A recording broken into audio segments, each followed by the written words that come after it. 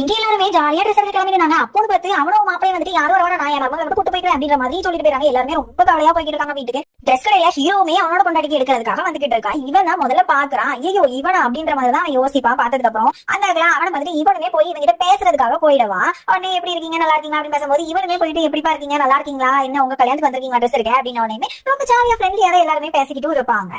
உடனே அந்த பக்கம் திரும்பி பார்க்கும்போது இவளுக்குமே சேலை எல்லாமே எடுத்துருவாங்க. ஒரு வழியா இவளுமே எப்படி இருக்கு நல்லா இருக்கா அப்படின்னு காட்டும்போது உனக்கு பிடிச்சது எடுத்துக்கோமா அப்படின்ற மாதிரி இங்க இந்த கிறுக்கு பையன் கல்யாணமே முடிஞ்ச மாதிரி கனவே கண்டுகிட்டு இருப்பான். உடனே அவச்சு இப்படி தாங்க உனக்கு கல்யாணம் நடக்கணும் அக்கா ஆசைப்பட்டு இருக்கேன் அப்படின்ற மாதிரி நினைப்பா. இங்க பார்த்தா நம்ம அக்கா எல்லாரும் பிரிக்கிறாங்க. நம்ம அக்காவும் அதுக்கு ஏத்த மாதிரி நடக்கிற பாரு என் தங்கச்சி தான் முக்கியம் சொல்ல பாரு அப்படின்னு சொல்லும் போது இவன் இங்க இவளுக்காக ட்ரெஸ் எல்லாம் எடுத்து இந்த இது என்னோட கிஃப்டா வச்சுக்கோமா அப்படின்னு கொடுக்கும்போது அங்கே இவளோட அவர் வந்துட்டு பார்த்துட்டு என்ன இவன் நமக்கு எடுத்துக்கலாம் அவனுக்கு எடுத்து கொடுக்கான்னு சொல்லும்போது இவனை போயிட்டு பாணி பண்ணுவான். அவன் என் பொண்டாட்டி போறா இனிமே இந்த மாதிரி வச்சுக்காரு அப்படின்னு சொல்லிட்டு இங்கேயுமே எல்லாரும் அழுதுகிட்டு இருப்பாங்க. நம்ம அக்கா நம்மளை விட்டு பிரிஞ்சு போக போறாளா இனிமே நம்ம எப்படி இருக்க போறோம் அப்படின்னு இங்க அக்கா வந்துட்டு ட்ரெஸ் எல்லாம் எடுத்தாச்சு அப்படின்னு சொல்லும் போது அவ தங்கச்சி ஒரு தங்கச்சி மட்டும் கோபப்பட்டு போயிடுவா. இப்ப என்னடி பண்ண சொல்றீங்க நான் என்னடி பண்ணுவேன் அவங்க அப்படி பேசும்போது அப்படின்னு எல்லாரையுமே சமாதானப்படுத்திட்டு இருப்பா. இவன் மட்டும் ஒரு மாதிரி மூஞ்சி தூக்கி வச்சுட்டே இருப்பா.